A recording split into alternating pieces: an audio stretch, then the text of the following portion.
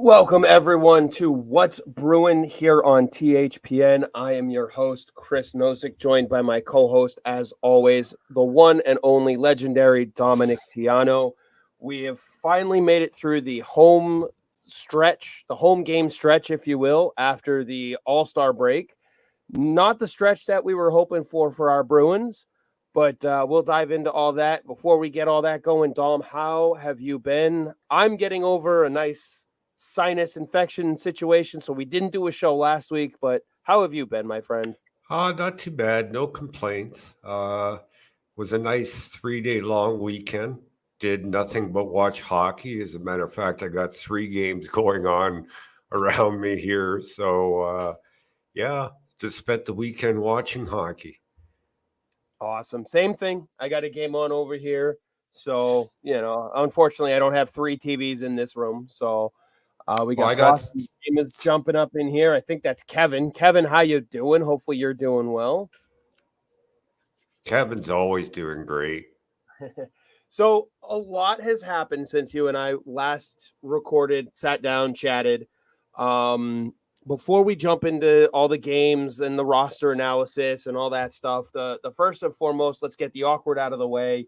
The charges against Milan Lucic have been dropped, and the Bruins have issued a statement that he will not be rejoining the team this year. Now, Correct. as far as I'm aware, because I've seen a lot of backlash in all different directions, they still cannot terminate his contract because he is still part of the players' assistance program. Correct. Correct. He will be on LTIR for the rest of the year. And they cannot remove him from LTIR until he clears the player assistance program. Is that correct? That's correct. Okay. So, as far as Lucic is concerned, there's no change through the rest of the year to his contract. We have done the math before. They have to be under a certain number. I want to say it was 83,400,000 something thousand in order to start to bank cap space. Do you Correct. recall? Yeah. Uh, get on the right screen here. It was, I 40 want or to 83,418,503. There we go. Okay. Now, as we get to the more recent stuff, Matthew Poitras gets shoulder surgery. He's been shut down for the season. They Mm-hmm. have not moved him to LTIR just yet, as far as I can tell. Okay. Have you heard anything to the contrary? No, he's not moved, but it's irrelevant because the minute they put him on LTIR, it goes retroactive back to the injury date. So, It makes no difference to the cap. Doesn't affect it at all. so what's the benefit of not putting him on LTIR right now? Well, they don't need him right now. Okay. There's no need. You just Kevin jumps in saying that you were very annoyed with the Brazeau signing. And what are you thinking now? We're going to get to him, but if you want to give yeah. Kevin a quick answer real quick, feel free. I don't base anything on one game, Kevin. You know that. Kevin should know that. It's the big picture, and I will explain it in great detail. We will get to that because in order to make room for Justin Brazeau, the team had waived Oscar Steen. We got news earlier today that he cleared waivers. No So big loss. what's that? No big loss. No, and I think it's good because he'll end up down in Providence. He can work on his game. I mean, people want to know why now. I mean, the guy played 34 games, had 1 point, was a -2. That's why. Right. I don't think it took a great detective to figure out who the short man in the totem pole was going to be to go on a cap constrained team. Well, somebody had to go if they were going to bring Brazil up. Now, go ahead. You know, you're only allowed a 23-man roster. Brazil made 24, so somebody had to go. Now, my understanding is because it is his first NHL contract through the rest of this season, Brazeau does not require waivers. Is that correct? That was, I believe, I saw cap friendly. He does not require waivers this year. This is the whole thing on what I don't understand about this signing. is I was all for giving Brazil a two-way contract, a thank you for your service, and wanting to keep him around to help develop the kids at a lower level, and maybe get a game or two in at the NHL level. Like I don't base anything on one game just because I know how many players play on adrenaline in just their first or second game. Right. Is he the answer to push the Bruins over the top this year? No, he's not. I mean, anybody who thinks he is foolish. Okay, so what the signing did put the Bruins at 48 contracts. Okay, they virtually limited themselves by tying up a contract spot uh, at what they can do on trade deadline, and the all important going after the NCAA free agents like Colin Graff in about 3 weeks, where it is imperative that you are able to offer these guys the opportunity to burn a year off their entry level contract to get them to sign. Okay, so they've pretty much incapacitated themselves in that aspect. um, and by signing Brazeau to a contract this year means that he now needs waivers next season. Okay, Yep. they've structured the contract in a way that will hopefully deter other teams from picking him up, but that's never a guarantee. Right. I mean, it happened to work out earlier in the season for the Toronto Maple Leafs when they had that 100K bonus for Martin Jones when they waived him. It worked, but there's no guarantee, especially if he plays well, that if they do need to waive him, and going forward, that's not going to be an issue. Um, my my initial thought was I liked the signing as far as potential. We just talked about Oscar Steen, and I look at his numbers and I sit there and I go, they've given him more than fair opportunity to get it going. I don't understand how you don't accidentally get a second point in 35 games. Like, just he's got speed. Like, he's not a bad player, Oscar Steen.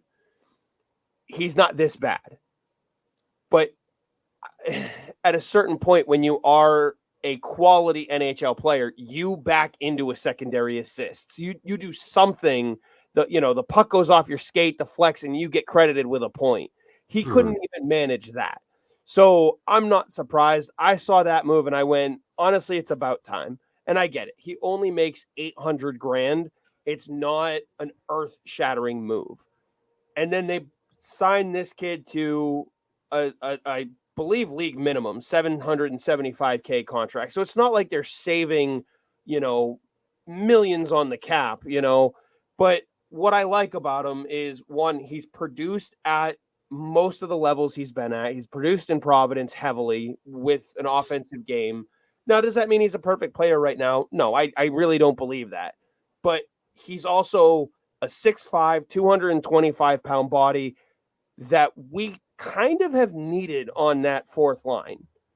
And that's kind of how I was looking at it. A fourth line kind of guy who can come in, help set a tone with a big body, lay some hits, and has a little bit of a scoring touch. So, Kevin, I liked him better after. You think they put Pasa on waivers with how they react? Yeah. In some cases, yes. I liked him better after they moved Frederick to the middle. Yeah. The fourth line looked better with Frederick in the middle, with Brazeau on the right side. I like Frederick with Brazeau.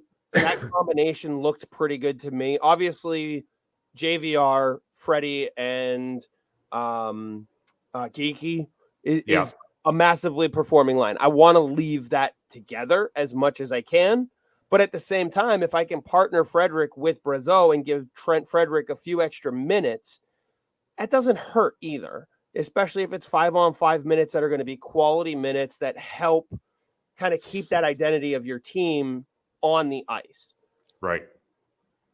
So as far as the move itself, yeah, the amount of people up in arms about Steen on waivers, it was laughable. I don't think they really paid much attention to his stat line or even his play. I mean, his play had kind of plateaued, if you ask me. So it's about time that they did something. I understand where you're coming from when it comes to the contract count and some of those other restrictions. I think this only solidifies what you and I have been talking about when it comes to the Bruins' approach to the trade deadline.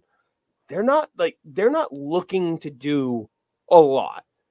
They're looking to see if they can make the right move and try to maybe get someone in who can help this year and in future years. But if that's not on the table, they're perfectly okay with standing pat.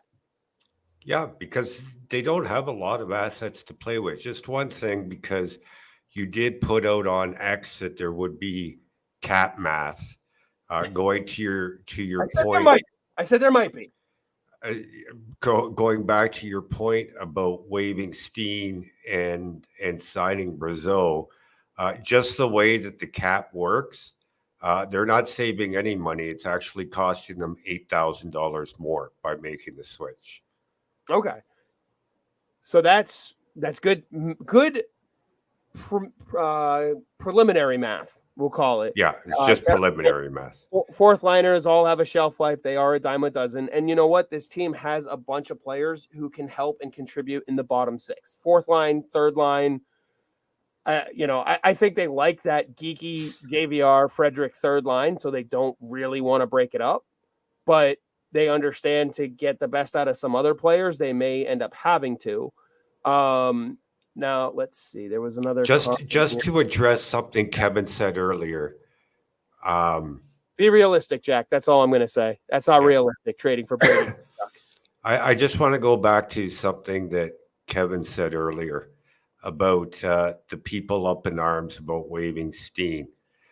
I want to address the people that are out there saying, how do you think Fabian Lysell feels right now? You read my mind. I was just going to go to some of those reactions. With the signing of Brazeau. And I guarantee you Fabian Lysell is probably as happy as for Justin Brazeau as Justin Brazeau's sister is happy for him.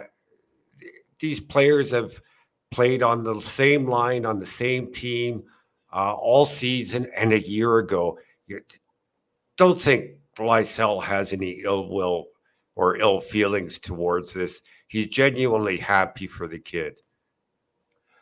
I also want to point this out too. Do you remember earlier in the year when they called up Georgi Merkulov and a lot of these same people, they were flipping their absolute shit because Georgi Merkulov was put on the third and fourth line and they wanted to see him in the top six. If you brought Fabian Lysell up right now and you don't put him in the top six, those are the people who are going to be complaining because they brought up Fabian Lysell and they're using him wrong. Yeah. This is a fourth line role. You do not bring up a top six player to fill a fourth line role. Brazeau is the exact guy that you bring up to fill that role because he's 6'5", 220. Does he have a little bit of a scoring touch so far this year in 49 games in Providence? He's got 37 points. I like that. But I'm not putting him in my top six. I have to tell you a quick story about Brazeau before I forget. Go right. So, Justin Brazeau and Jason Lott reminded me on X today. He used to work for the front office of the Stratford Culletons, the junior B team in my hometown. So, Justin Brazeau attended the Stratford Culletons training camp, and he was going to make the team. But he also attended the North Bay Battalion training camp in the OHL, and he ended up making the the battalion right out of training camp in the Ontario Hockey League. But while he was camping here, the Culletons play, who are now the Stratford Warriors, play in the William Ullman Arena, which is like 100 years old. They just celebrated their 100th birthday. It's a small rink, like small ice surface, think Boston Garden. Benches are really small. And Jason Lott reminded me that when he was at exhibition games for the Culletons, his feet were so big and the gap between the bench and the boards was so small, he actually had to turn his feet sideways to sit at the bench. That's great. That's the kind of big-bodied guy we want on our fourth line. Now, Jack has a question.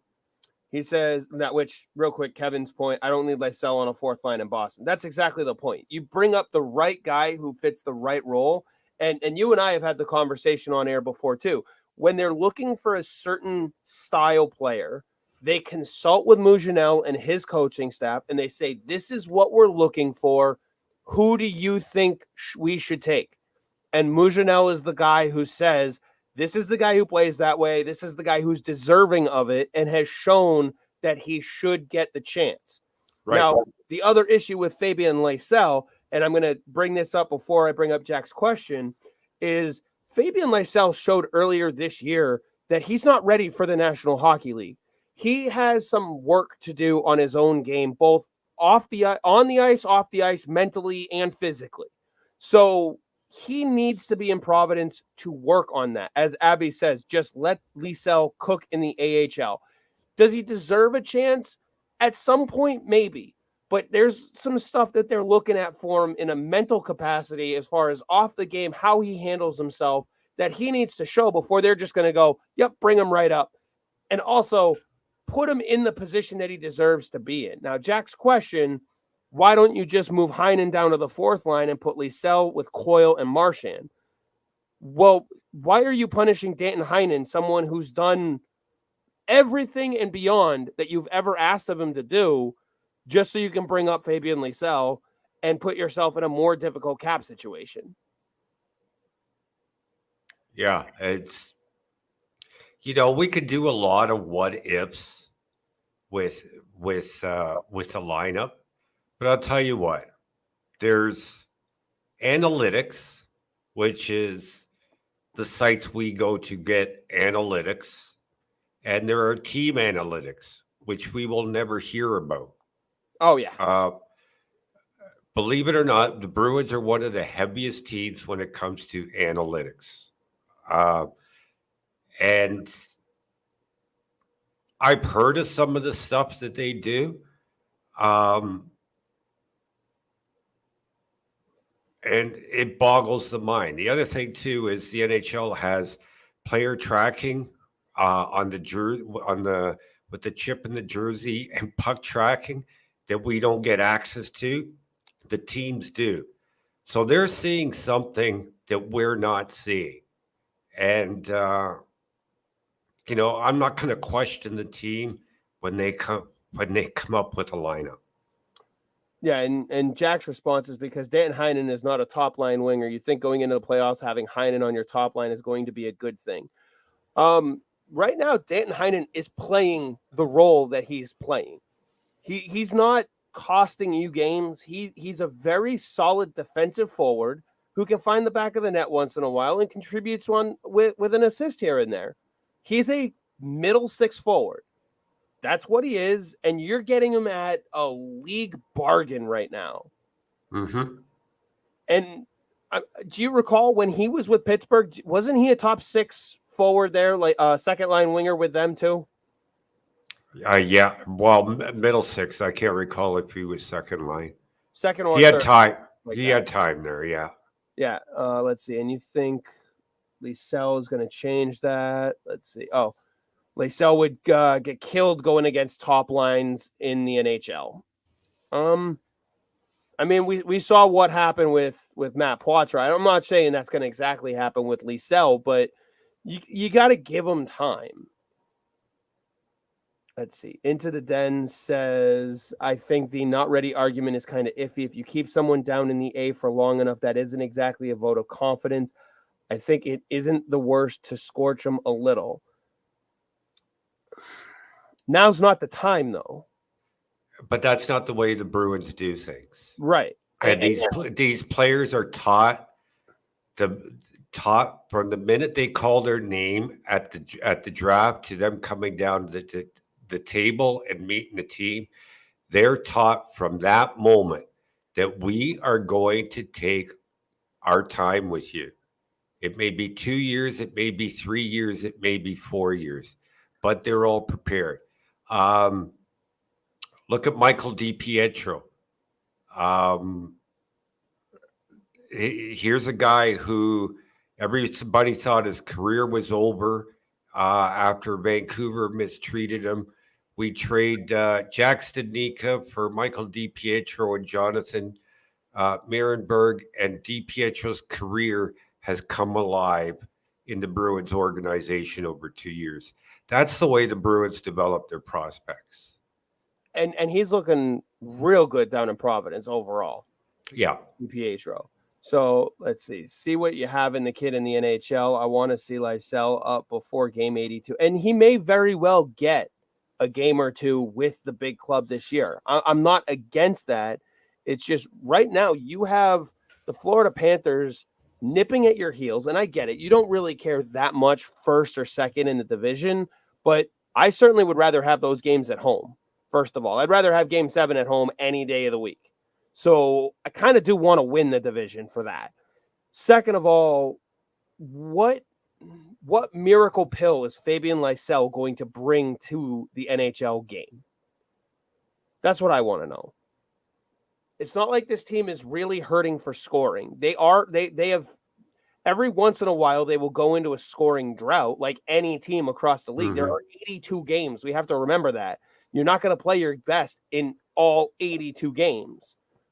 But this team is not playing like they need that same shot in the arm in the top 6 that you would expect bringing up a Fabian Lysell would give you.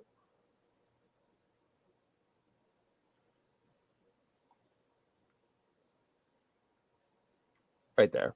Braz is filling a 4th line role. Lysell isn't doing that in Boston.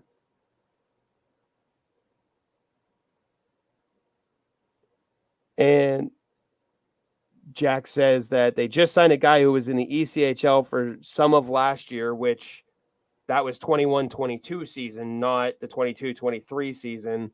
And he's been in the American Hockey League for a number of years, Jack, and he's actually produced in the AHL. So to Dom's point from earlier, Fabian Lysell would be happy for him.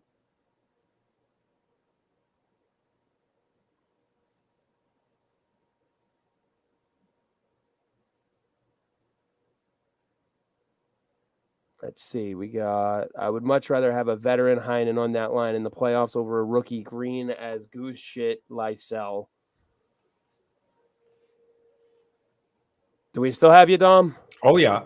Okay. Just making sure. I didn't know if you were on mute or something here. What thoughts on Heinen versus Lysell on the second line right wing? Veteran versus rookie going into the playoffs? I think I'm signing with Kevin here. I'd rather have the I'm with Kevin. It's I don't know. Do we really want to have that debate? I like Kevin's point. Who cares about his feelings, Jack? This is a business. He can be a professional and keep working. Goddamn right. Players know this is a business.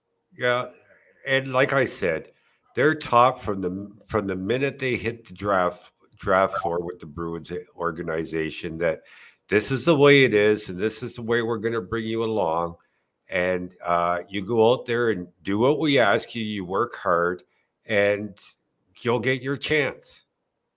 Now, this other up-in-arm reactions, the names that people are also mentioning are John Beecher and Georgi Merkulov, because they did play Merkulov in that bottom 6 role earlier this year when they called him up. Okay, stop right there. I get the feeling... Stop. Because we've had this argument every time you bring this up. Georgi Merkulov was brought up to replace Matthew Poitras. Okay. He wasn't brought up to play in the bottom six. He was brought up to replace Matthew Poitras, who was centering the third line at the time. He had 3 games there, couldn't cut it, and was moved down to the fourth line for the 4th game. And then he was sent right back to Providence. And then he was sent right back down.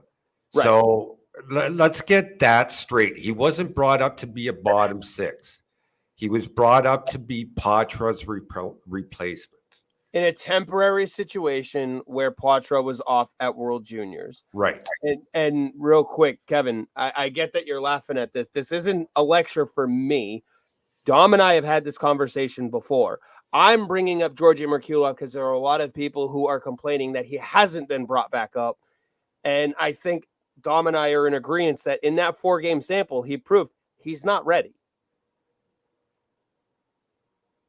No, he's not. Absolutely not. It's okay that he's not ready, but that also means he's not getting called up again right now. I don't believe they want him in a bottom 6 role, and so they used him, as you mentioned, as a Poitras replacement to see if he could handle playing in the National Hockey League. He showed he wasn't 100% ready for it. They sent him back down, and they just said, keep doing your thing. Keep learn from the 4 games. Keep playing your game. And when you're ready, we'll bring you back up. Plain and simple. But they're not going to throw him into a 4th-line role either. No. Let's see. Abby says, if Lysell is upset that Braz got signed and got to play and Lysell wasn't, what does that show as a teammate? That's part of it. I mean, if you know what your role is, and you have communication with the organization, this should not have come to a surprise to Fabian Lysell. It should. And Ryan Mouchinel talks to his players. I'm sure Fabian Lysell and everybody else on the team knows the reason why it was Justin Brazeau and not them. No, for sure. Into the Den, Cody also says, I think our woes at the dot are evidence enough of the need of Beecher. That was the underrated part of his game that we need now. That Suter goal today doesn't happen if we win the faceoff. First of all, you can pick any goal off of a faceoff and go, it doesn't happen if we win the faceoff, because that's how the play starts. So I get where you're going with it, but no, that's a weak argument. Second of all, Johnny Beecher, at least in my opinion, he's still being a casualty of the cap, because he's what, 950K AAV. And right now they just can't afford to bring that back up. And I don't think you're getting a massive difference between what Boquist gives you in the middle and what John Beecher gives you in the middle, to the point where you risk losing Boquist on waivers and lose some of your depth down the middle.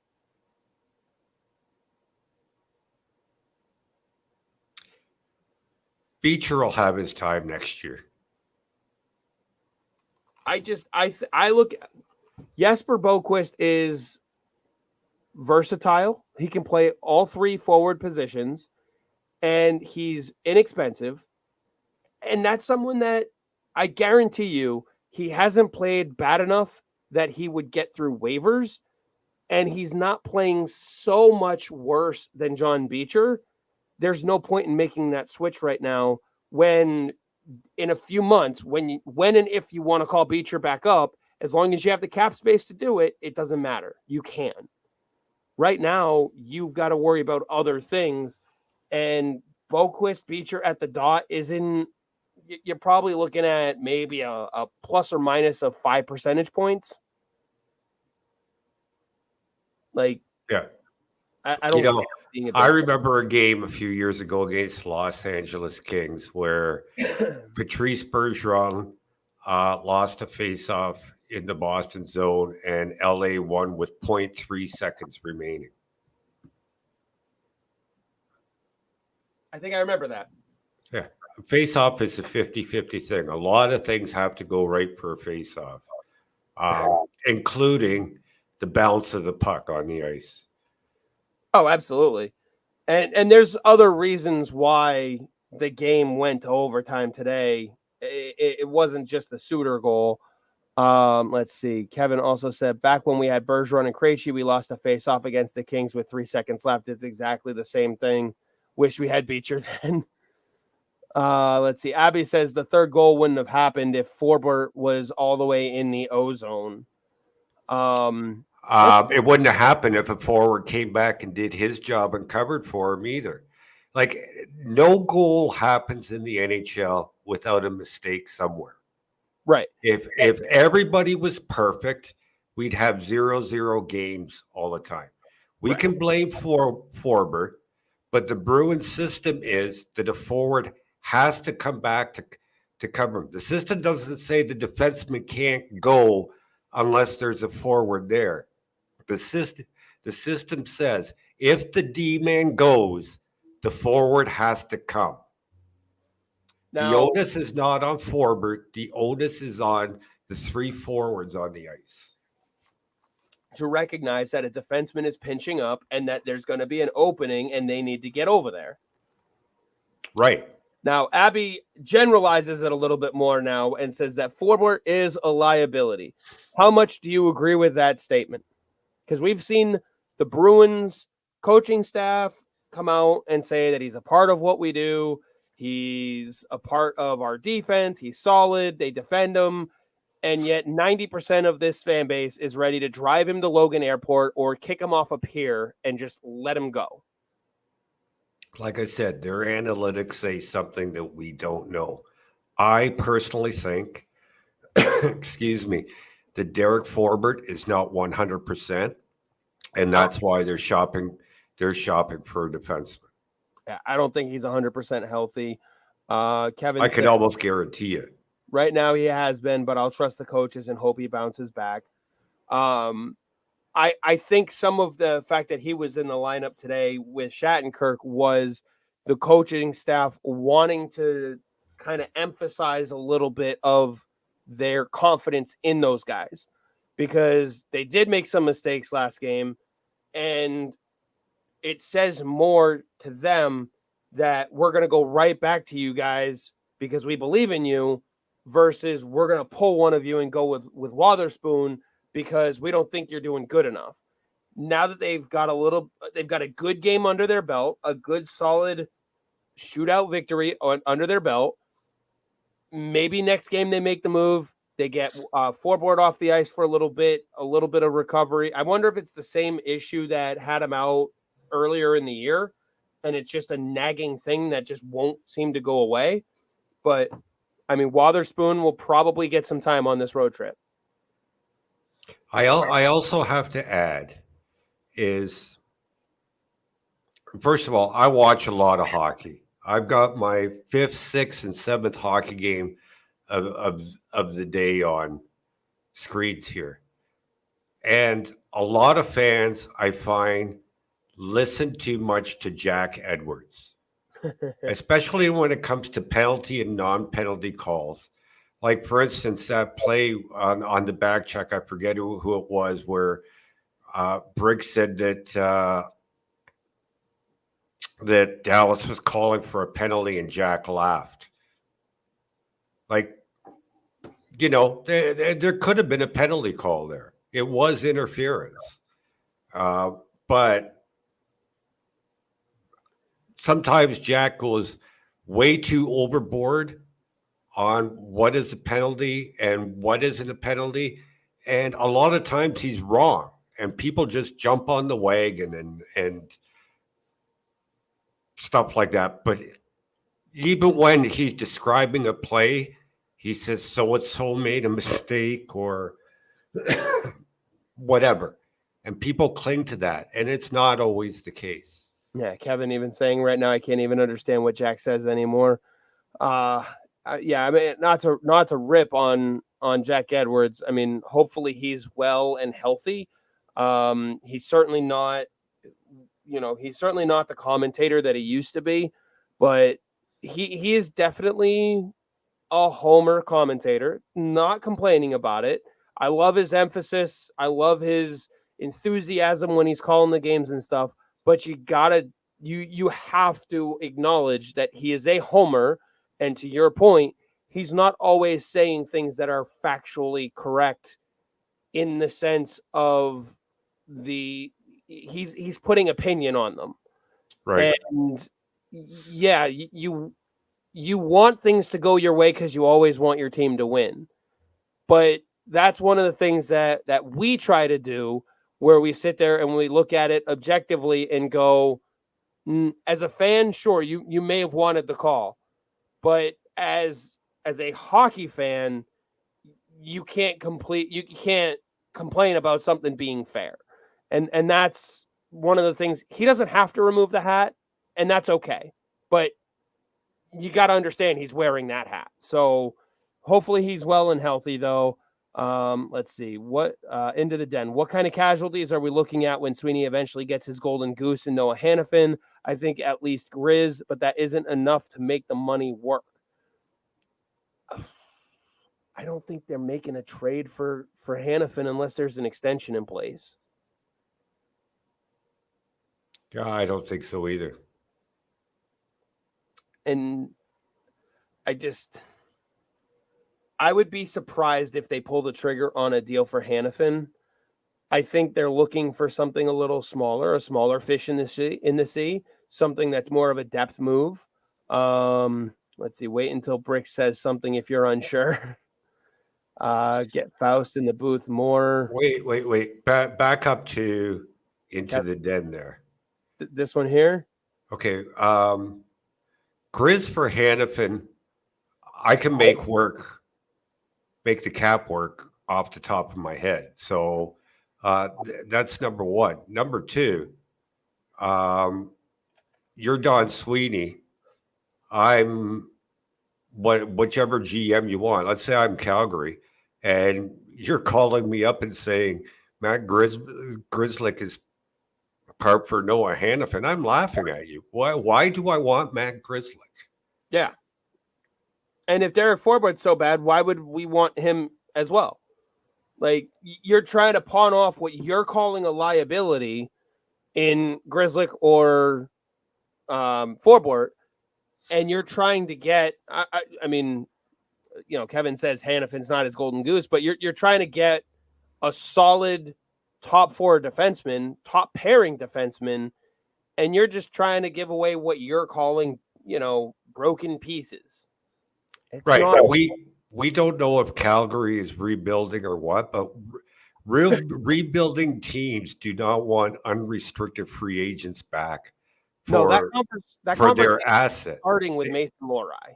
Yeah, it's starting with Mason Lohrei or Matthew Poitras and draft picks. That's what they want. What you don't have? Draft picks. Right. So you're going to be paying in the form of other prospects. So in a realistic world, you're probably giving up 3 guys from Providence. You're probably talking about Lohrei, Liesel, and like a Kuntar, as well as Grizzlick or Forbort to make the money work. But then you're adding for them to take on the contract because they don't want them. Right, which means you're giving up at least Liesel and Lohrei, so 2 top prospects. You're going to have to add, so you're going to have at least a Kuntar in there and probably a Merkulov because you have to get rid of the bad contract to go with it. So now you're giving up a minimum of 5-6 assets just to bring in Noah Hannafin, who you have a legitimate shot at signing in the offseason. There's no point. Not if rumors today are true that Tampa's his preferred destination. Oh, I didn't even hear that. Well, there you go. I mean, the rumors have been for a year and a half that Boston's his preferred destination. So, Why? Because he's from Boston. Right. Not everybody that's from Boston wants to play in Boston. Just like not everybody who's from Toronto wants to play in Toronto. Right. Now, I like the name, and I know you mentioned him earlier. Abby brings up Alex Carrier from Nashville. What are we hearing on that front? The Bruins are linked to him. Bruins are linked to him. Yep. Let's see. Kevin says Calgary may want Bussy. because Markstrom might be on his way out. If Calgary wants Bussy or Lori, no thank you.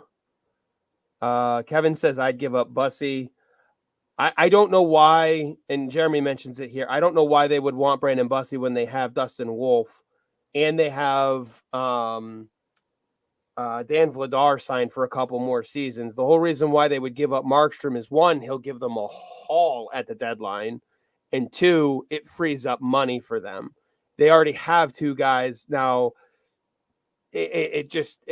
Markstrom makes sense for a team like New Jersey. I just don't know if New Jersey's ready to pull that trigger.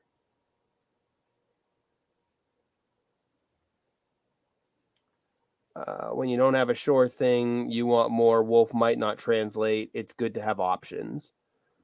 I don't think there's been any indication in Dustin Wolf's game that when he's ready for the NHL, that he won't be a solid starter in the league. Now, does that mean he'll be a Vezina winner? He's not going to be necessarily the next Connor Hellebuck, but that's asking a lot of anybody. Yep. Even asking a lot of Connor Hellebuck to be that. You want a solid starter who gives you an opportunity to win night in and night out, and Dustin Wolf so far has proven that he very likely can bring that for Calgary.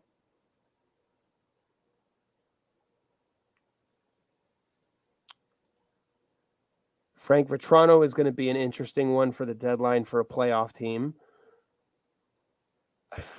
I mean, talk about selling high on someone, though. Yeah.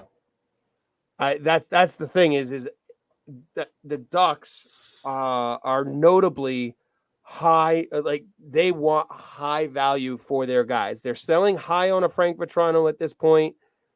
I just don't know if many playoff teams are going to want to pay that price, knowing that Vetrano has peaked.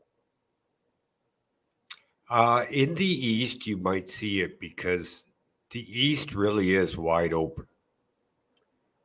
The East is wide open for sure. There's definitely teams that are looking to make their move to get up in the standings. I know I mentioned Florida is chasing Boston. Right now, Boston has the 1 point lead on them. Tampa's right there at fourth place, 3 points behind Toronto. They're trying to make their push, but they just lost Sergachev. I would not be surprised if they go all in for Noah Hanifin because they lost Sergachev. That's the way Tampa operates. Exactly. Now, will it be Hanifin? I don't know. Their cupboard is as bare as Boston's is, if not worse. I'm actually going to pull them up here real quick because I don't even remember when their next pick is. 2029, isn't it? 2026 for a first rounder. They have, they have 3 7th round picks this year in the draft. They don't have a first, second, or a fourth, and they don't have a first next year. So if you're Tampa, you're probably looking at giving up your 2026 first rounder, your 2025 second rounder, and a 2024 third rounder, and maybe something else if you're trying to get Noah Hanifin. Yeah, and the one thing I never worry about Tampa is it's finding players late in the draft. They somehow managed to do that. That's, man. Into the den. Let's go 3 7ths. They can get a guy like Christian Kostadinsky. He's a mean son of a bitch, I can tell you that. But you know what? He's also proven that he's coachable, as laughable as it is. And I know Andrew and I have had this conversation about Kostadinsky from development camp, trying to learn how to stop and, work on his skating. But you know what? He's fucking coachable, and I'll take it. Because at the end of the day, I want the guys who are going to listen to the coaching staff and not throw a little bitch fit like someone may have earlier this year.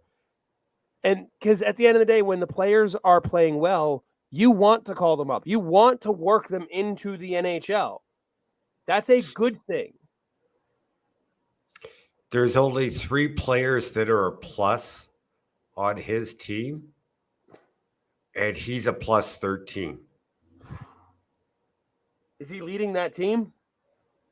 Yeah, well, he's pointless in 9 games, but they've hit a wall. They got 2 weeks left before they go into the playoffs. Um, Kevin, the, Bruin trade for Nick Ritchie. Kevin, give me your address so I can come and drown you. That's all right. Abby says, I know you're being sarcastic, but politely fuck off. Let's see. I like that shout to McQuaid at Dev Camp when he was like this was funny, but it was meaningful. It made me like him even more. Yeah, he's coachable. He's someone that you want on your team. And for a 7th round pick, you're not expecting much from him. So if he can even crack your lineup for 5 games, that's a win. Credit to him. His skating has improved. It's that noticeable. That's good.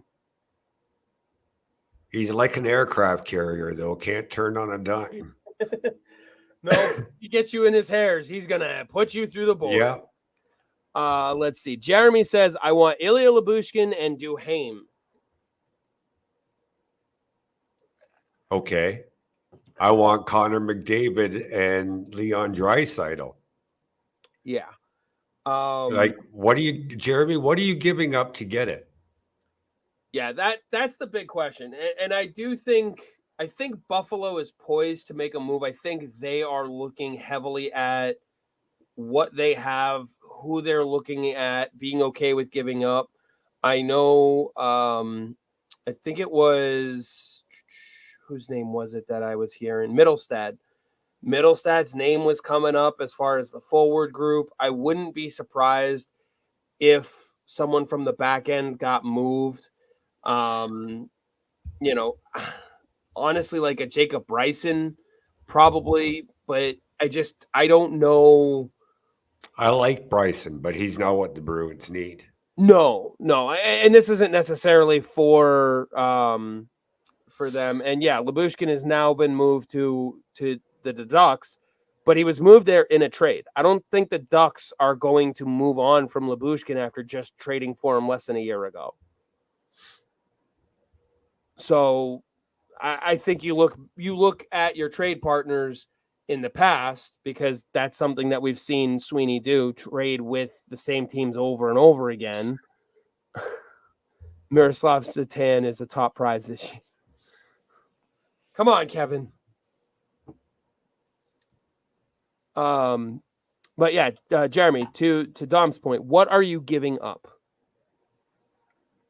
And I guess that brings us to this question, Dom. Off of the Bruins, both Boston and Providence roster, what pieces are you willing to actively part with to try to improve this team? You know me, Chris. To me, anybody's tradable in the right deal. So I agree with the sentiment. I agree with it wholeheartedly. Oh, absolutely. Like I would trade if I could make the Boston Bruins better today.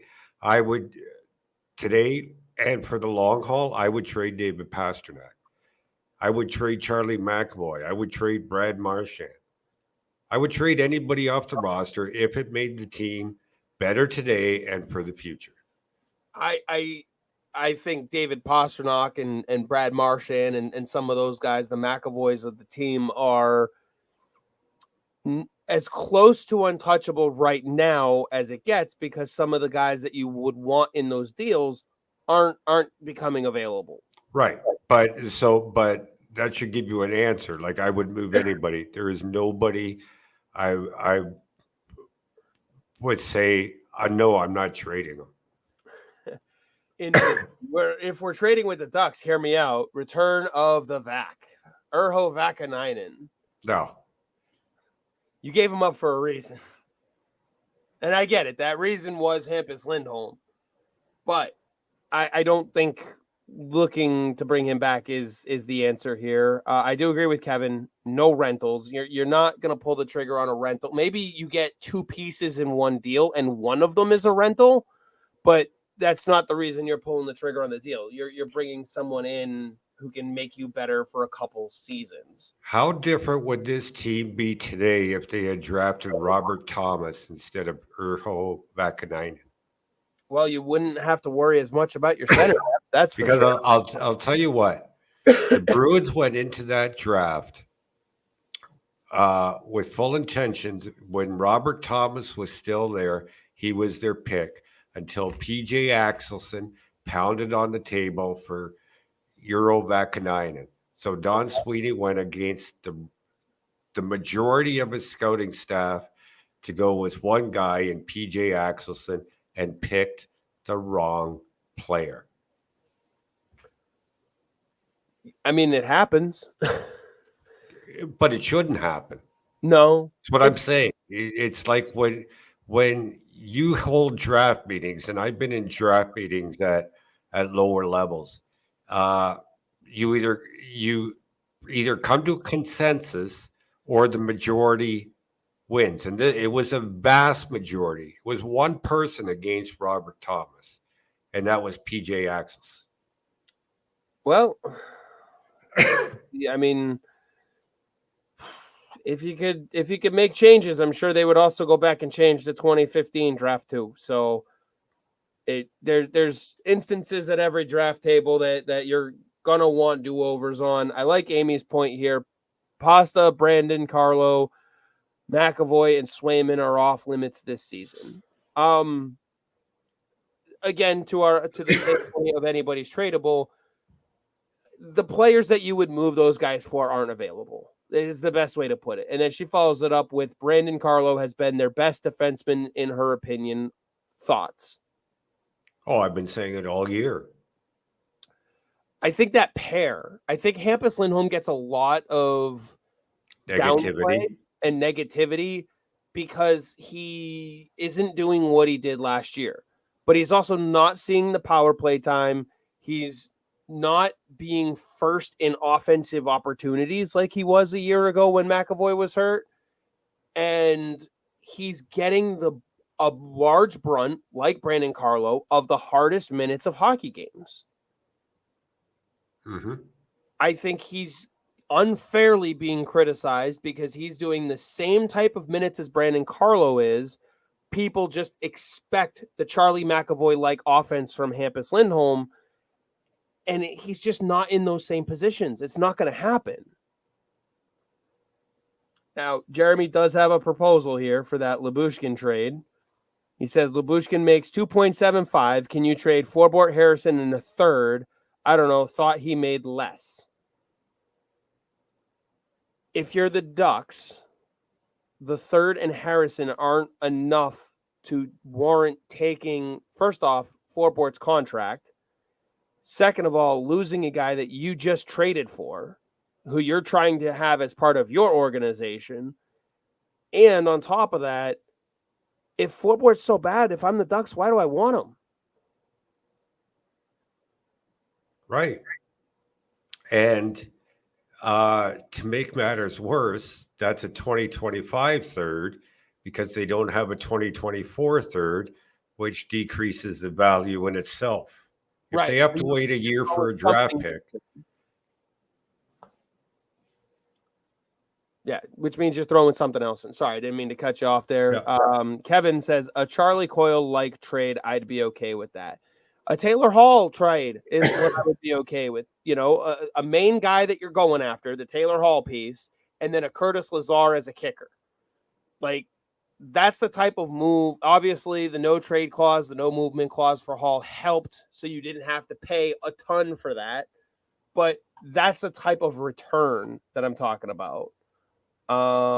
Let's see. Forbort has a modified no trade clause. It's a 3-team trade or 3-team no trade.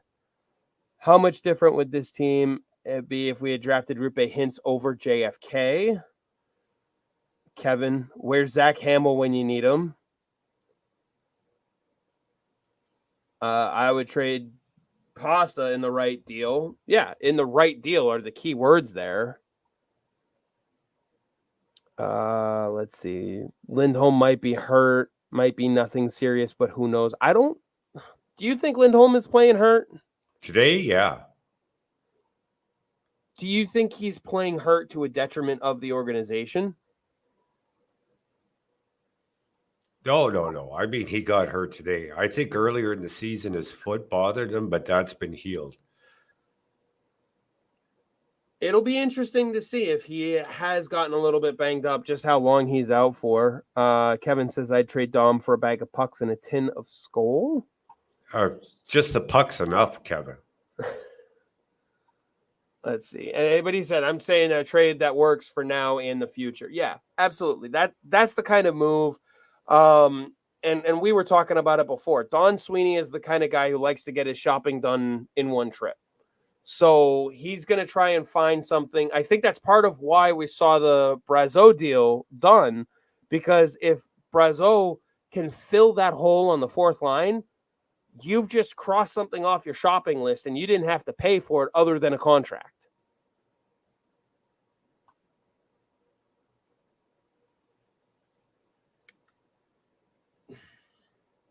I mean, if Brazeau fills that hole and you've got Wotherspoon filling in some depth on the left D, really you're just looking for cheap depth pieces. You're not looking to go out and make a drastic swing. I don't see them making a swing for a top line center. I think your center play has been just fine. Kevin says Nick Foligno for a first round pick. Oh wait, we're not Toronto. No, but you are going to have to worry about what Toronto may try to do, because they're going to try something. The question is it going to be enough? And they're waiting for Wall to get back in net for him too. Let's see. I think New Jersey. Are you thinking New Jersey pulls the trigger on something? Oh yeah. Definitely. Do you think there's enough smoke and fire there for them to go after Markstrom and pull something like that off? I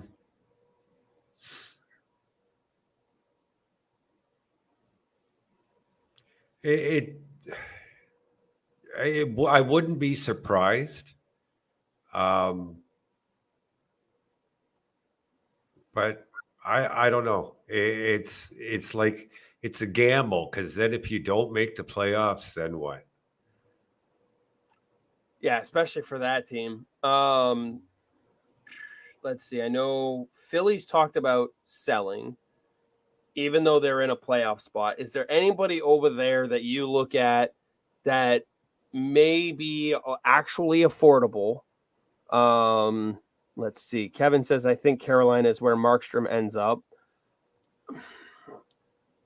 I think they're still looking to ride Kochetkov for a little bit. I think they're still unsure what he's able to do, but they want to see if he can carry them through when Freddie Anderson is ready to return. Yeah, never count Carolina out of anything. I think they're more of a dark horse to land a guy like Noah Hannafin than we give them credit for. I think they're more willing to look at their defense. They're a team that looks at it as, if we can get them in now, get them in a playoff run, we may be actually able to re-sign them as well. And getting a guy like that would help their goaltending regardless of who's in net. Jeremy says, I think New Jersey. Hannafin was there once before. He probably says, I'm not going to Carolina. Yeah. So maybe not Hannafin specifically, but someone else, like maybe a Tanev or another top defensive available player. New Jersey, I think New Jersey lands Markstrom, and they were dumb for not getting a goalie in the offseason. They actually let Blackwood walk, and Blackwood is playing really well for San Jose despite all that. And as Abby says, they have Nico Dawes, who's been playing well lately. If they had the saves in the beginning of the season, they might be a top 3 team in the Metro. Nico Dawes has been playing pretty well for them, as well as some snippet time for Akira Schmid. I think they were hoping Schmid would take a step, and then they had to rely on Nico Dawes. Vitek Vanacek is not going to be the guy that carries them, but they need one guy to get hot if they can squeak in. And all 3 are capable of playing for a month like their ass is on fire. So right now they're just get in and get red, get in and try to get lucky. Into the Den says, let's go after Risto. Obviously, let's buy into that LMAO. I think that was from when I was talking about Philly. I wouldn't pay what it's going to cost to get Risto. Period. Kevin says Freddie Anderson will be ready to return, but he will likely go down again. We'll have to see. Again, I think, remember, they just signed Kochetkov to a 4-year contract a year and a half ago. They believed in him to some degree at some point. So, let's see. I've watched each of Detroit's last 4 games. I must say that this team is scary good, and the future is super bright for them. Detroit is a sneaky buyer, I think, at the deadline. And if there's a GM who doesn't tip his hat, it's Stevie Yzerman. Oh, yeah. Not at all. I also think he's looked at it, and he is not unwilling to give up one of his netminders. I think Husso or Alex Lyon has taken over. Husso is still the guy that he kind of wants, and he's got the modified no trade clause. Reimer has a 7-team, and Husso has a 10-team. So I have a feeling they have no issues with moving on from one of them if it's going to help make them better. Abby, I like Detroit, just not Kaner. How does Reimer get a 17 no trade list? Like, if I were him, I'd say, okay, just don't trade me to Toronto. Right. He's on a 1-year deal. So I'm sure that probably had part of it where he's just like, give me a little something extra. Let's see. Getting Risto is like watching the second Avatar movie. Everyone hyped it up. It lasted forever, and you spend the entire time wondering why you wasted your money on it. Interesting comparison. Mm-hmm. Kevin says, and anyone who was passing on Kane on Bruins Twitter would see what I've been seeing. They would think twice about wanting to pass on him. Kane is playing fantastic, and the Bruins could use him. I agree with Jeremy in some respects, though. Kane is a scumbag. I don't know him well enough. I think there's too much baggage for this front office to want to deal with. We all know what happened last year around December, and we know what happened this year with Milan Lucic. I don't think they're looking to step into another potential crossfire of bullshit, period.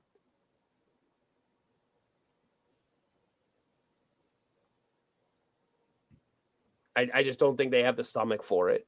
But yes, to Kevin, he is a great hockey player. I mean, he's a first ballot guaranteed Hall of Famer, 3-time Cup winner, all the things. I just don't think this front office has the stomach to deal with more bullshit that they can easily avoid just by looking elsewhere for help, is what it comes down to. Real quick, I'm also pulling it up right now. When it comes to the league in scoring, I think people overestimate how desperate, and I'm putting air quotes around desperate, they are for scoring. Because they have 189 goals for. The Canucks are first with 212. Scoring's not as big of a problem as people are making it out to be for this team. Thoughts? Oh, I agree with you. And their goal differential is what, third best? Their goal differential is... I believe it's fourth? Fourth. As of today, it is fourth. Okay, they sit behind Vancouver, who's plus 56, Florida, who's plus 50, the Dallas Stars, who are plus 40, and we are at a plus 39. I mean, it's not that big of a deal. They're scoring just fine. It's not. Like, it goes cold sometimes, but it's an 8-game season. Right. You know, the thing I honestly would like to see, like this 7 game home stretch. Um, if I was a coach, and I've coached, um, I would have, after game 3 or game 4 of this stretch, gone to my goaltenders. Doesn't matter which one. And goalie Bob could be there and say, look, we're in a rut. I need you guys to carry us through this and get us through it. But I'm only going with one of you, Okay. and explain my choice. They needed something to get out of this rut, maybe even earlier than game 4. And the way to do that, because it's carried them all season, is their goaltending. And say, Yeah. look, I need one of you to step up for 3, maybe 4 games and carry the load. And would you have turned to Swayman for that? Doesn't matter. I would have let the 2 of them talk to goalie Bob, and the 3 of them come to a. If I was head coach, let the 3 of them come to a solution. Okay. Yeah, I mean it makes sense because you're trying to shock the system, if you will. Right. And you're taking the strength of this team, which is why it's absolutely fucking ridiculous to want to trade a goaltender, by the way. Luckily, that narrative seems to quiet it just a smidge. Just a smidge. The backbone of this team is goaltending and defense. And right now, the defense is shown to have a little bit more holes in it because of the Shattenkirks, the Forborts, the Wotherspoon, Grizzly. Like you have your 3 stalwarts: Lindholm, Carlo, McAvoy. The other 4 spots are not as consistent as we would like. Now, that's not to say they don't play well. I think this team plays better with Parker Wotherspoon in the lineup. I really do. I think it's proven that they're playing better with him in the lineup than when he's out of the lineup. But you also need to be able to get games like tonight in there where you can try and build momentum in other ways. Because your depth right now on defense is Grizzly, Forbort, Lorai, Wotherspoon. Those 4 guys are your essentially your 5th, 6th, 7th, 8th, and 9th guys. That's what you have. You can't afford to go out and restock the shelves with a bunch of other top flight guys. You just can't afford it. So get them going as much as you can. And I think that's why we're having a rotation. But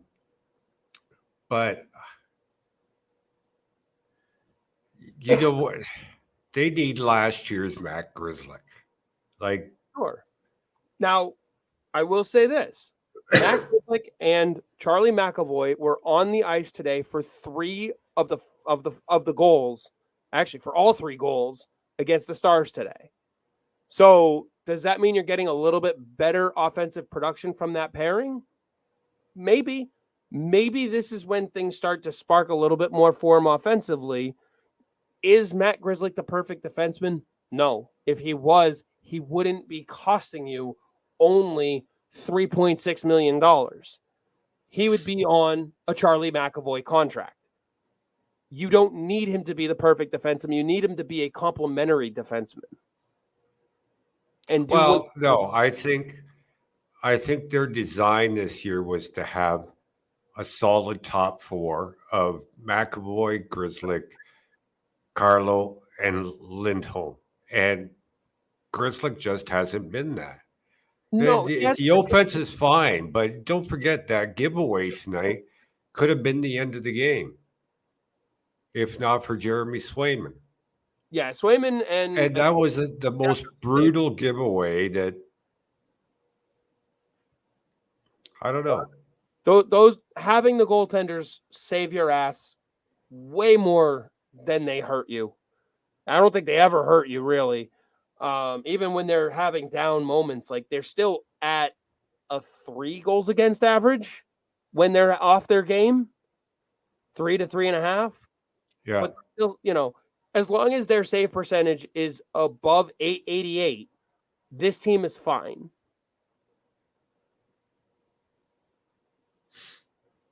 Typically, they're playing at above a 9-10, 9-15 range collectively. They've been that good. I don't think people realize just how high the bar has been set by Swayman and Ullmark over the last year and a half. Right, but I mean, I'm not talking about them. I'm talking back to your point about the solid top three. Coming into the year, the Bruins expected a solid top four, and I agree. they haven't gotten that. So Right. to say the defense is a strength, I disagree with you. I don't think it is. I don't think it's the strength they thought it was going to be. Well, if they're not playing up to what your expectations are, then it's not a strength; it's a weakness. So you've got to fix it. And I mean, right now, I think the only way you can fix some of it is let some of them play through it, because you can't afford to do much more than that. None of your defensemen can go down to Providence right now. Like, none of them. None of them can go down without waivers. So you're essentially stuck with the 7 guys that you have right now until an injury or a trade. I believe Sweeney is trying to figure something out in the trade market, because they do have other guys like a Mason Lohrei, like an Ian Mitchell, Alec Regula. These are guys that I'm not saying they're going to be top 6 guys, but if you can make a move to help solidify your back end and have Mason Lohrei as your 7th defenseman, again, I don't think he would play the 7th defenseman role at least until the playoffs at best. But if Mason Lohrei is one of your first 2 substitutes on defense, then you're not in a bad position. If that makes sense.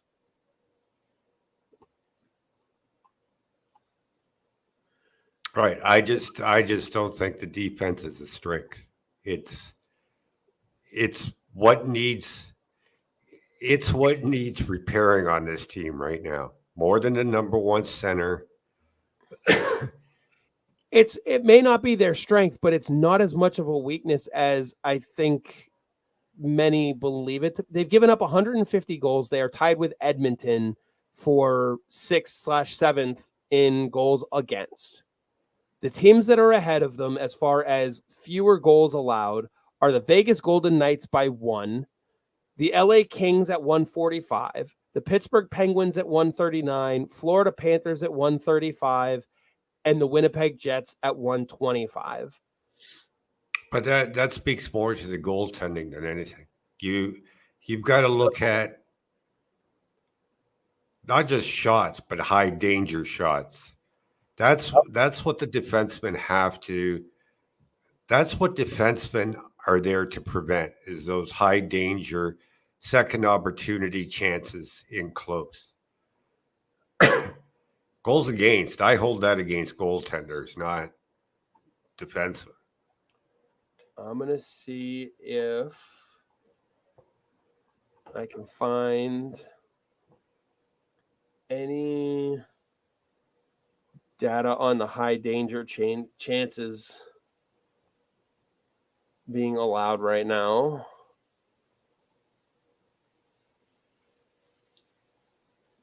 Because that is, let's look at the defenseman in particular.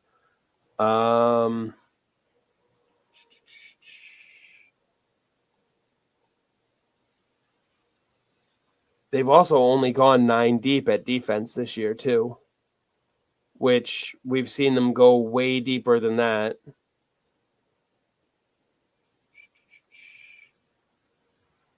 Is there a high? Yeah, what was it? 2 years ago, they went 13 deep. Something like that, yeah. All right, let's see. High danger, unblocked shot attempts. You've got Hampus with 4, Charlie McAvoy with 3, Lohrei with 2, and Mitchell with 1 Everyone else who's seen the ice is at 0. That is high danger unblocked shot attempts per money puck. That's shot attempts. Shots against is what they're defending against. Let's see. High danger goals. On ice shot attempt percentage. Let's see.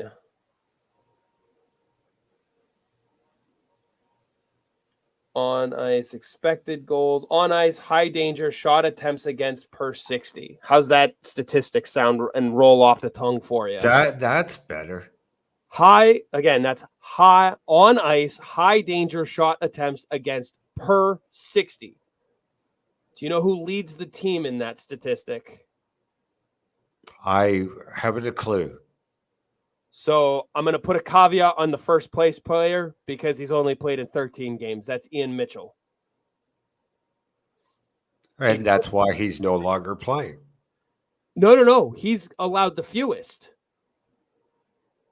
High danger shot attempts against. Well, you said the first place. I'm thinking, okay. My bad. He has allowed 2.11 high danger shot attempts per 60. Kevin Shattenkirk is next at 2.77. Believe it or not, Matt Grzelcyk is only at 3.09. Then you've got Mason Lohrei at 3.25. Charlie McAvoy at 3.41. Hampus Lindholm at 3.48. Parker Wotherspoon at 3.61. Brandon Carlo at 4.43. And taking it up at the bottom, Derek Forbort 4.62. That's all situations, right? That is all situations. That's per 60. Okay. Now, see, go ahead. So that's including penalty kill. That includes penalty kill. Now, I'm pulling up one other thing to put in a little bit more perspective of that too, because again, penalty kill, 5-on-5, 4-on-4, all those things matter. However, let's look at. But they matter. But how much penalty kill time does if you're doing a fair comparison, you got to have a level playing field. That's exactly how much penalty kill time does Matt Grzelcyk get compared to Brandon Carlo and Derek Forbort? Right. Well, Charlie McAvoy, who's 5th, so dead in the middle, 3.41 high danger shot attempts against per 60. Averages more ice time than any other defenseman, 24-44. And he plays in all situations. So that, Hampus Lindholm averages 23-48. And he's right behind McAvoy at 3.48. They're very close, and they both play in all situations. They both average more than 3 minutes more than Brandon Carlo, who averages 20 minutes and 3 seconds per night. So the difference though between McAvoy and Lindholm, for example, is Lindholm gets 70% D zone starts while McAvoy gets 49. Right. And Carlo gets 80 or something like that. Like he's starting in the defensive zone. Actually, I can pull that up in just a second. I'm trying to find it right now. In the D zone.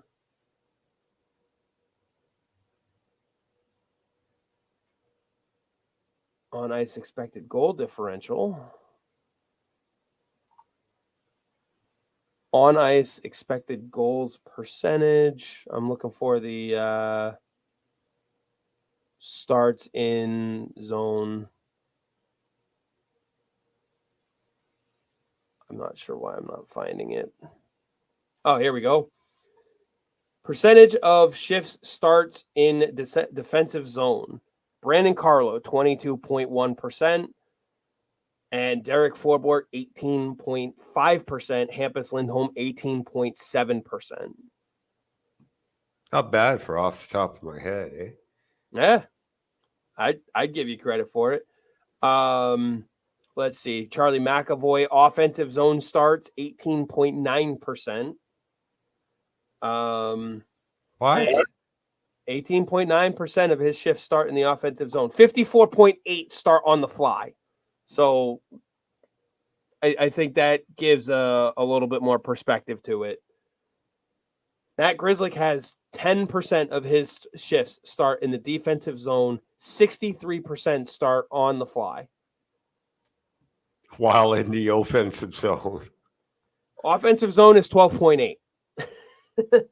Right, but they're not swapping defensemen out while they're in the defensive zone. No. On the fly. And they all have well over 50% starting on the fly. That's going to skew all of them.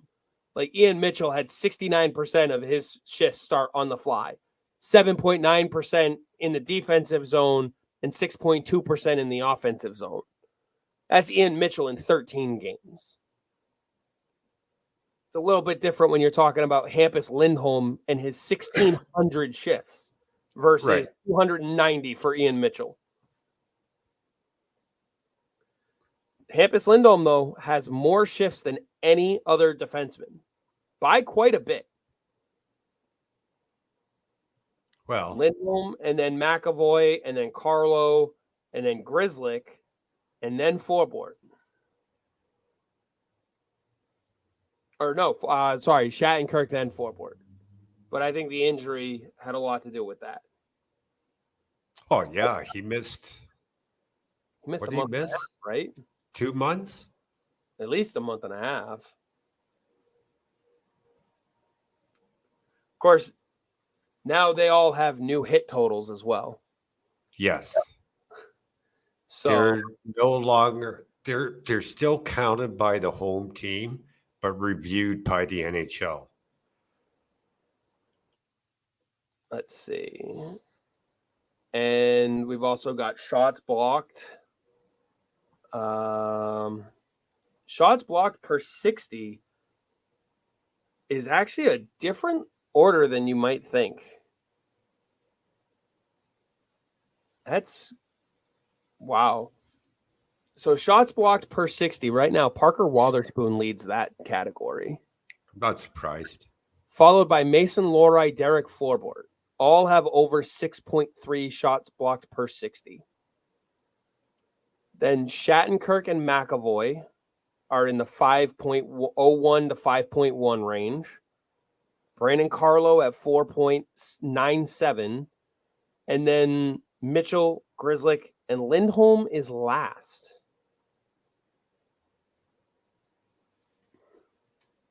I just thought that was interesting.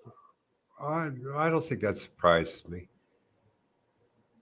They all have 0% at the dot. Go figure. How many actually hit Grzelcyk in the butt while he was facing the wrong way?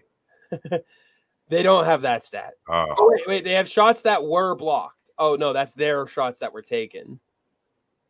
Shots that missed the net. Shots on goal.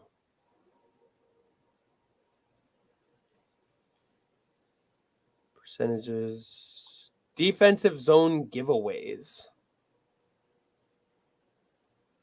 You know, Matt Grzelcyk's not first in that category. Believe it or not. Well, I would hope not with his skating and stick handling abilities. Charlie McAvoy leads in defensive zone giveaways. Not surprised. Let's see. Goals above expected. Has to be JVR or Danton Heinen. Oh, I was just looking at defense. Let's pull all forwards, all players here, and let's try and see who has the most goals above expected.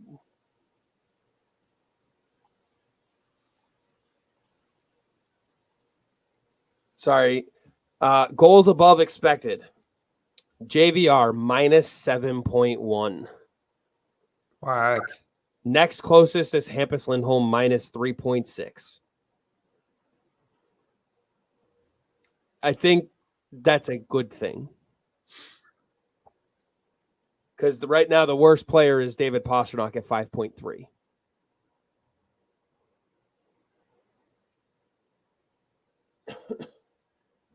Now, this is another one. Shooting percentage.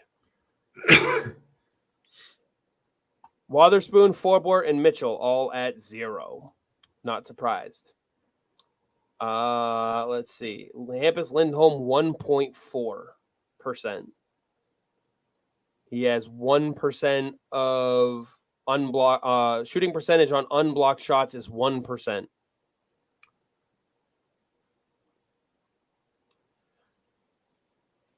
I don't know.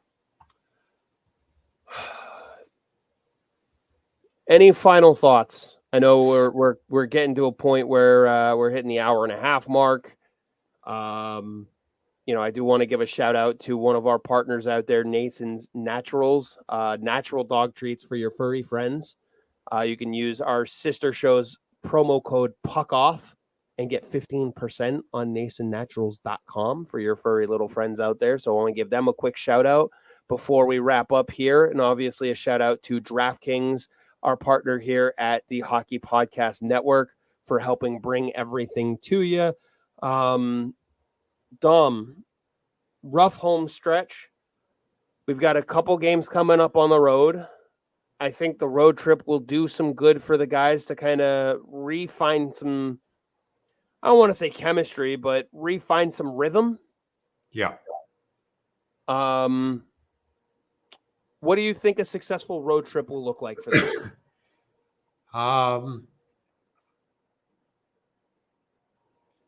That you would consider successful. Let me rephrase that. What's the order of the trip again? I'm pulling it up right now because I don't recall exactly the order. Let's see. Right now we go Edmonton on Wednesday, Calgary on Thursday, and then Saturday, Vancouver. And when's Seattle? I believe it's after that. Let's see. Seattle is Monday the 26th. I think it goes loss, win, loss, win. It's going to be tough to beat Vancouver at home after what Boston did to them at TD Garden. So we go Edmonton first, and that's on Wednesday. I think Edmonton's on a heater. I think it'll be a good game. I think goaltending will keep us in it. But man, you can't slow down McDavid and Draisaitl forever. I'd love to win that game. I just don't know if you can stop them right now. They haven't been going through a playoff schedule. No. I don't think they are what you would see in a playoff matchup. For now, I give the edge to Edmonton. Yeah, like the Bruins, they didn't come back strong after the break. So they're at home. I just think they're going to rebound. Calgary should be a no given. Boston should want to go in there and spank them after what Calgary did in Boston. Yes. I think Vancouver for me is a scheduled loss. And why do you say scheduled loss? There's a day off in between. They have the February 23rd Friday in there. It's still travel. It's a road trip. It's yet another time zone from Edmonton to Vancouver. And just the way the last game went, I don't think Vancouver is going to be rolling over. Yeah, they're going to try to spank you after what you did to them at your home rink. So they're going to try to send a message that they really are a legitimate playoff team. Yeah. To me, I'm taking that one as a scheduled loss. They should be able to handle Calgary and Seattle. Edmonton could be a toss-up. Depends on which team wants to show up. So basically 500. Yeah. 500. I would hope to maybe take 5 points out of this road trip. I think one of the games that you lose, you can take to overtime. I think, again, like you said, depends on which team shows up. You could bring Edmonton to overtime, or you could bring Vancouver to overtime, depending on which team shows up. So I think you have a better shot against Edmonton. Ironically, I think that one could be more of a high scoring, like a 6-3, 6-4 game that the right bounce makes it 5-5 going into overtime, or 4-5, 4-4 going into overtime or something. Just because, let's face it, Stuart Skinner's not exactly a Vezina winner right now himself. Right. Markstrom has been playing really, really well. Like, this is one that Markstrom's been playing his ass off. I think he kind of wants to play his way out of Calgary. And so you could see a brick wall there where between those first two games, you could get 2 points and lose both of them. Mm-hmm. It's possible. But I think 4 to 5 points is a good goal to have for this road trip. I want to see how they play. I think that's more important than the points right now. I like the way the goaltending rotation works out because you'll get Linus in Edmonton, you'll get Swayman in Calgary, you'll get Linus in Vancouver, and you'll get Swayman in Seattle. unless Jim Montgomery is listening and decides to ride one of them. Well, that, and I mean, after the way he played today, I mean, Swayman versus Edmonton wouldn't be a bad idea. No, I just personally I like the matchups the way they are, just simply because of the teams they're facing. Yeah, I mean, we'll have to see. We'll have a lot to talk about next week, that's for sure. So, and we'll be a little bit closer to the deadline. I want to see. Do you think Brazeau goes on this road trip in full? Oh yeah, yeah. Nice little stretch of games for him. I mean, it would be absolutely silly for just one game. I mean, it wouldn't be the dumbest thing we've seen him do. No, but you got to give him the road trip. Otherwise, you're calling somebody else up because you're not making a Western Canada road trip with 12 forwards. Yeah, no, I'd bring him. I want to see him again with. Right, because was Steed officially sent down? Yeah, right now, according to Cap Friendly, they have 14 forwards, but they have not adjusted Oscar Steen. So I know he's in waivers. I don't know if they actually sent him down or not. Because Cap Friendly usually updates at 5 p.m. because that's when NHL rosters have to be in by 5 p.m. New York time every day. So either they just waived him and are carrying him. I don't know. I guess we'll find out tomorrow. Let's see. I'm looking at Sunday, February 18th, the transactions that were listed. This is according to TSN Transaction Tracker. The Maple Leafs sent Dennis Hildeby to the Miners, and they called up Marshall Rafai, and Lucas Reichel was sent to the Miners by Chicago. Saturday, February 18th, the last move by Boston was Anthony Richard was called up from the Miners. I don't see any Boston move after that. As far as the 17th, 18th, we're not even on the 19th yet. Well, we are today. That's weird. Yeah, so it might happen tomorrow, or it could be that they're just not updated.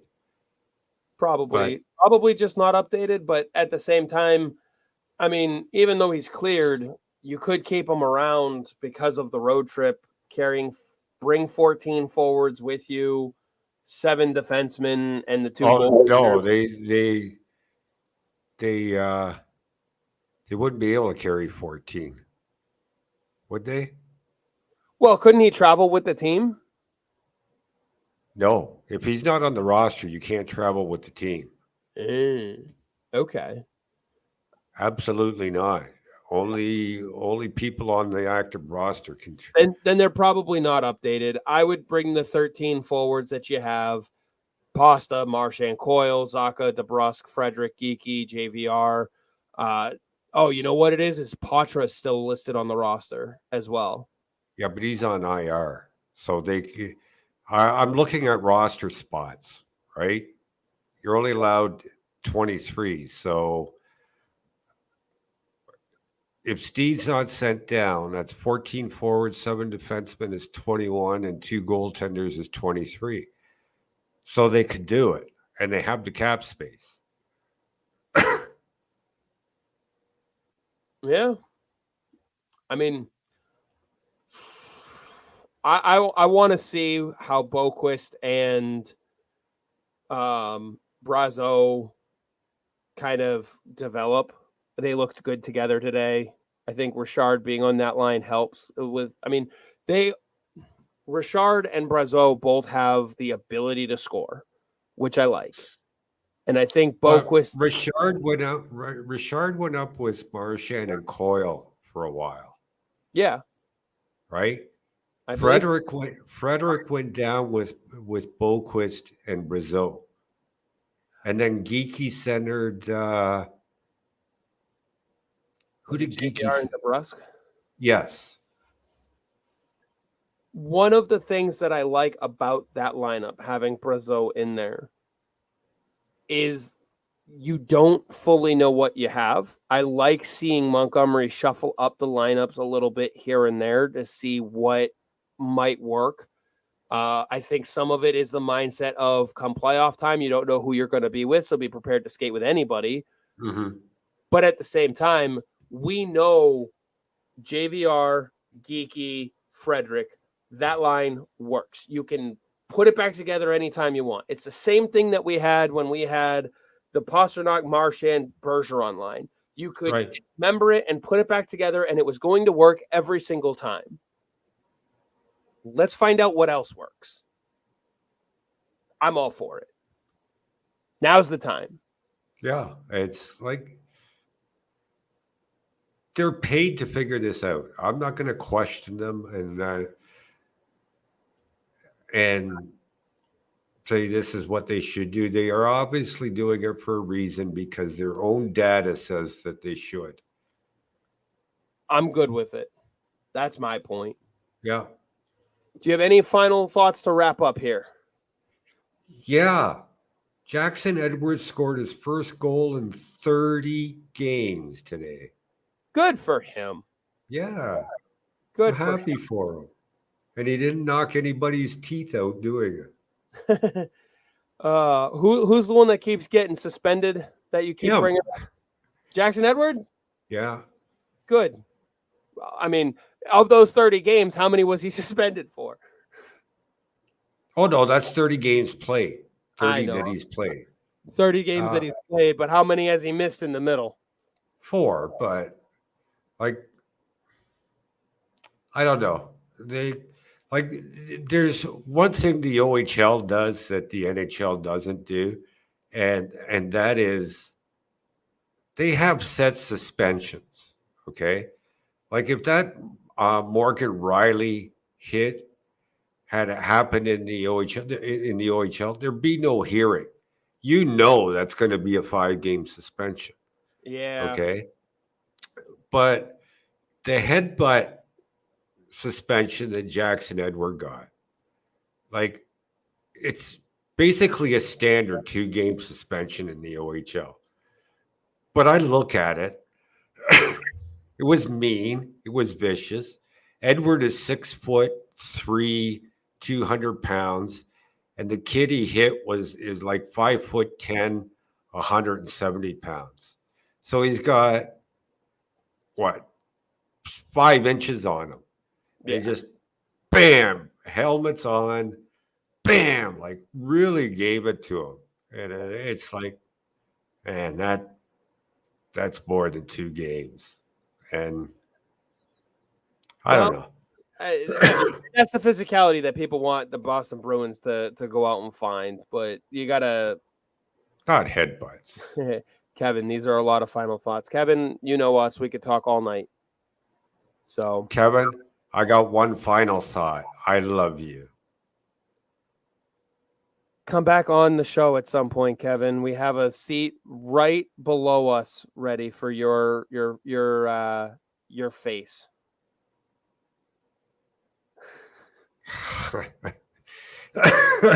So, anyways, we will have another episode for next week. Not sure if we will shoot that one live as well or not, but in the meantime, all I got is a good go Bees. Go Bees.